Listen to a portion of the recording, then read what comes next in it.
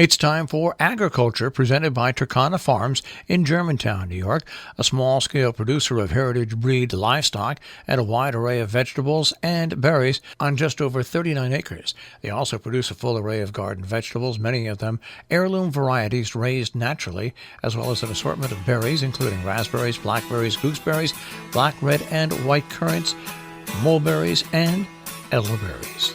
And now, here's Mark Scherzer. Weather forecasts are a wondrous thing. On a cloudless day without a hint of a breeze, they can tell you that in 12 or 24 hours a storm will arrive with 60-mile-an-hour winds and hail. They do so with a remarkable degree of precision in the near term. Forecasts are, of course, generally framed in terms of probability because the likely event is not always the one that happens.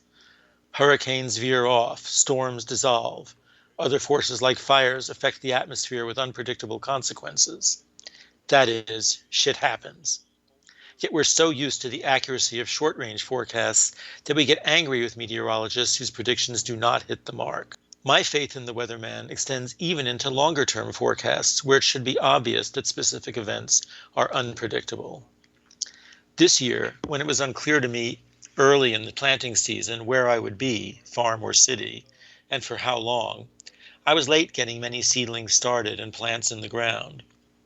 I ultimately decided to go full steam ahead in the garden, relying in part on predictions that La Niña would cause above-average temperatures through October.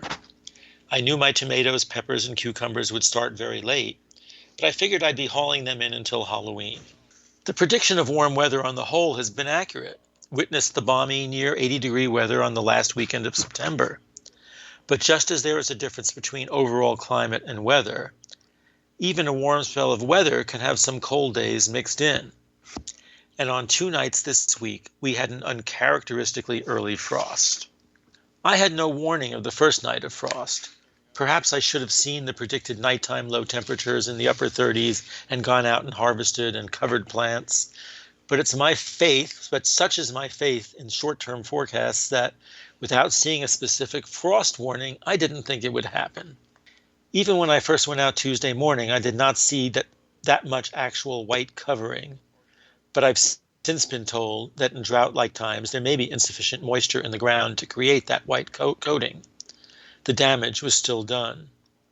By Tuesday afternoon, it was apparent that the leaves on all the frost-sensitive vegetables had shriveled. Much of the fruit was intact and could be harvested, but the likelihood of new fruit formation this season is virtually nil. Fall's brief appearance made visible all the Long Island cheese pumpkins that had been growing partly hidden by the vines.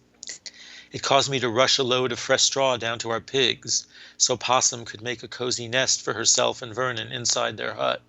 Yet despite this illustration of the unpredictability of weather more than a few days into the future, my faith in the weatherman was apparently unshaken. Later, the very day of the frost, I found myself studying in detail a series of maps illustrating the likely effects on this region of climate change in the period 2040 to 2060.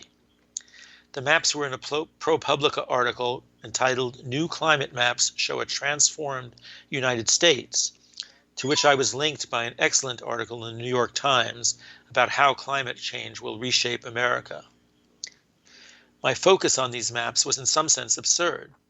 I was hoping they would inform any immediate decisions about my future with the farm. I was hoping they would inform my immediate decisions about my future with the farm, even though they're predicting conditions in the years when I will be, should I live so long, 89 and 109 years old, respectively. My friend George pointed out the other day that if it's Monday, I am probably intent on giving up my New York apartment and making the farm my full-time permanent residence. But if it's Tuesday, I've decided I must take advantage of the strong real estate market and sell the farm to secure my financial future. By Wednesday, I've decided to straddle the two worlds, as I have been. Nonetheless, I keep looking for that kernel of information that will show me just what the right decision is. In this case, the maps were predicting where Americans would have to move to live bearable lives in the future. A team of researchers had modeled the human climate niche, the regions where temperature and precipitation have been the most suitable for humans to live over the last 6,000 years.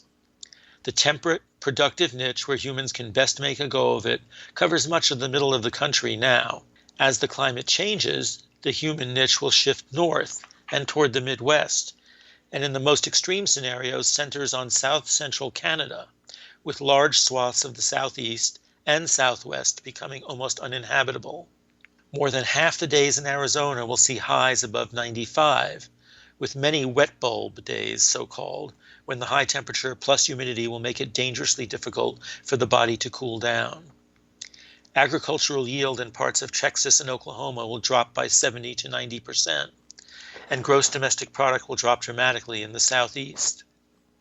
The moderate verdant climate of the North Carolina Piedmont that so many New Yorkers these days seek out in retirement will then be found in Vermont. When I looked through the maps for what will become of Columbia County, I was pleased to find that under all the scenarios, we remain in the verdant human niche. We will have a few more wet bulb days, but still fewer than 5 a year.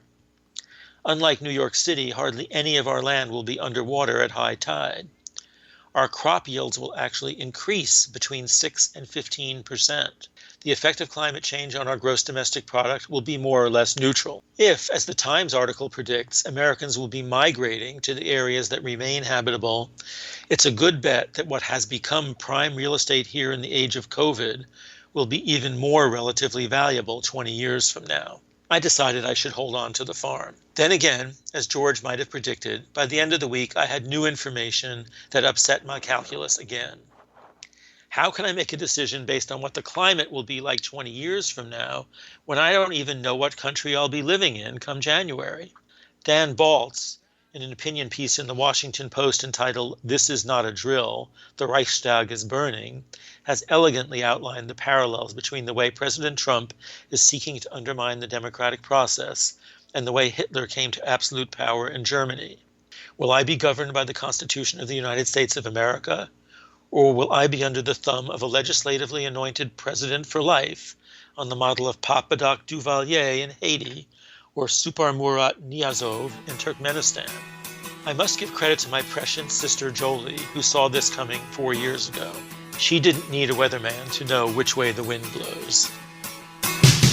Agriculture is underwritten by Turkana Farms, LLC, a small-scale producer of heritage-bred livestock and a wide array of vegetables and berries on just over 39 acres in Germantown, New York.